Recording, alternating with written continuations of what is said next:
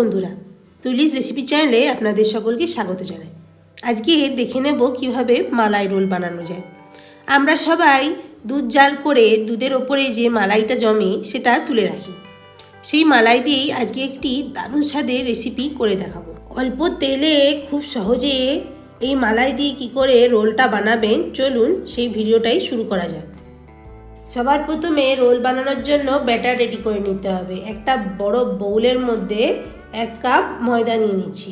এরপরই 1 কাপ ময়দার মধ্যে ওই কাপেরই 1/2 কাপ সুজি নিয়ে নেব। অল্প একটু নুন দিয়ে দেব আর সব কিছুকে ভালো করে মিশিয়ে নেব। ময়দার সাথে সুজি আর নুনটাকে ভালো করে মিশিয়ে নিয়ে তারপরেই জলটা মেশাবেন, নাহলে কিন্তু লাম্পস ক্রিয়েট হয়ে যাবে। ময়দা আর সুজিকে ভালো করে মিক্স করে নিয়ে এরপরে অল্প অল্প করে জল দিয়ে একটা ব্যাটার তৈরি করে নিতে হবে। প্রথমে একটু টাইট লাগবে, তারপরে অল্প করে জল দিয়ে এরকম সার্কুলার মোশনে ঘুরিয়ে ব্যাটারটা রেডি করে নিতে হবে। খুব একটা বেশি পরিমাণে জল দিয়ে দেবেন না, নাহলে কিন্তু ব্যাটারটা পাতলা হয়ে যাবে। প্রথমে ভিডিওতে যেমন দেখানো হচ্ছে সেরকমই ব্যাটারটা করে নেওয়ার চেষ্টা করবেন। এতে খুবই অল্প জলের দরকার হয়। ব্যাটারটা ফেটিয়ে নিতে হবে। আর দেখুন ঠিক এরকম কনসিস্টেন্সির ব্যাটার হবে। এরপরে ঢাকা দিয়ে 15 মিনিট রেস্টে রেখে দিন। ঘন ভালো কোয়ালিটির দুধ পাওয়া যায়, সেই দুধ ফুটিয়ে নিলে দুধের ওপরে এরকম মোটা মোটা সর জমে ওঠে। সেই সরগুলোকে আমি একসাথে করে নিয়েছি। এরপর একটি পাত্রের মধ্যে ঢেলে নিচ্ছি। দেখুন খুব সুন্দর কোয়ালিটির, একদম মাখনের মতো দেখতে লাগছে এই ক্ষীরটা।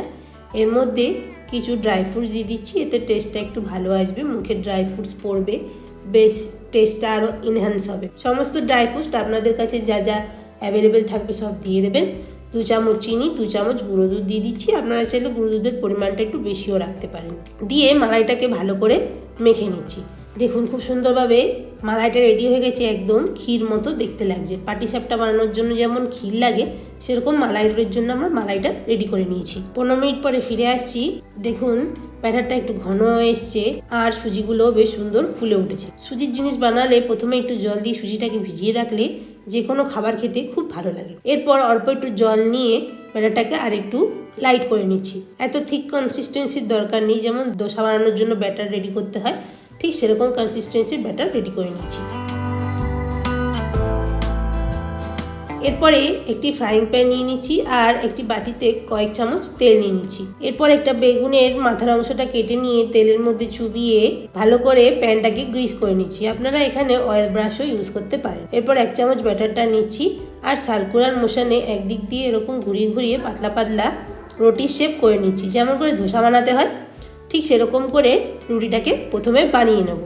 এই সময় আঁচটাকে লো মিডিয়াম ফ্লেম রাখবেন। হাই ফ্লেম দিলে কিন্তু রুটিটা পুড়ে যেতে পারে আর শক্ত হয়ে যাবে। ওপর দিকটা ভালো করে শুকনো হয়ে আসলে পাল্টে নিতে হবে আর এরকম করে রুটিটা রেডি করে নিতে হবে। এক একটা রুটি হতে বেশি সময় লাগবে না, 1 মিনিট সময় লাগবে। একইভাবে রিপিট প্রসেসে ব্যাটার থেকে একটা করে রুটি এরকম বানিয়ে নিচ্ছি। দেখুন কত সুন্দর পাতলা রুটি হয়ে গেছে। মালাই রোলের জন্য রুটিটা রেডি হয়ে গেছে। এরপরে এই মালাইগুলোকে এই রুটিটার একধারে এরকম স্প্রেড করে দেবো আর হাত দিয়ে সুন্দর করে রোল করে নেব। রুটিটা ভেলারও কোনো ঝামেলা নেই, খুব সুন্দর করে রোলটা হয়ে যাবে আর খুব কম সময়ে এই মালাই রোলটা আপনারা রেডি করে ফেলতে পারেন। আর একটা রুটির মধ্যেও আমি এরকম করে মালাইটা স্প্রেড করে দেবো আর স্প্যাচুলা দিয়ে আস্তে আস্তে রোল করে নেব। দেখুন কত সুন্দর করে রোলটা হয়ে যাচ্ছে, দেখতেও কত সুন্দর লাগছে, একদম পাটিসাপটা মতো দেখতে লাগছে।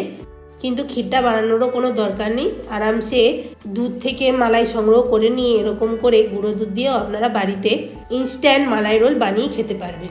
দেখতে কতটা সুন্দর লাগছে, কতটা সফট হয়েছে। এরকমভাবে 1 কাপ ময়দা দিয়ে 8 থেকে 10টার মতো মালাই রোল বানিয়ে ফেলেছি।